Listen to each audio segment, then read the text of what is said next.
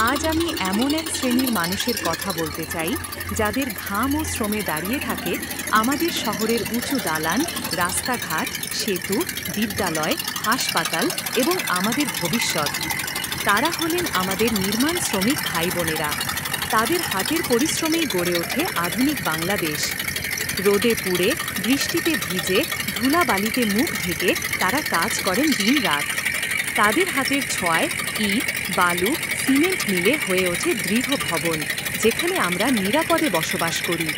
কিন্তু দুঃখের বিষয়, এই শ্রমিকরাই প্রায়শই সমাজের সবচেয়ে অবহেলিত অংশ।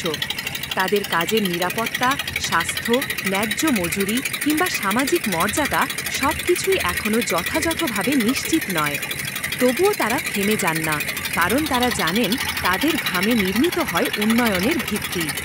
আমাদের মনে রাখা উচিত, হাইফেন একজন শ্রমিকের ঘাম মানে শুধু শ্রম নয়, হাইফেন তা মানে একটি স্বপ্ন, একটি পরিবারের আশা, হাইফেন এবং একটি দেশের উন্নয়নের ইট। আমাদের উচিত তাদের প্রতি কৃতজ্ঞতা প্রকাশ করা, শুধু কথায় নয়, কাজে। তাদের জন্য নিরাপদ কর্মপরিবেশ, সুরক্ষা সামগ্রী, স্বাস্থ্যসেবা ও শিক্ষার সুযোগ নিশ্চিত করা আমাদের নৈতিক দায়িত্ব। আজ যারা বিল্ডিং নির্মাণ করছেন তারা কেবল একটি দেয়াল তুলছেন না, তারা তুলছেন একটি জাতির অগ্রগতির প্রাচীর।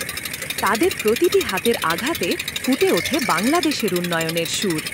চলুন আমরা সবাই মিলে বলি, শ্রমিকের মর্যাদা দেশের গৌরব। নির্মাণ শ্রমিকদের প্রতি শ্রদ্ধা ও কৃতজ্ঞতা জানাই। ধন্যবাদ সবাইকে।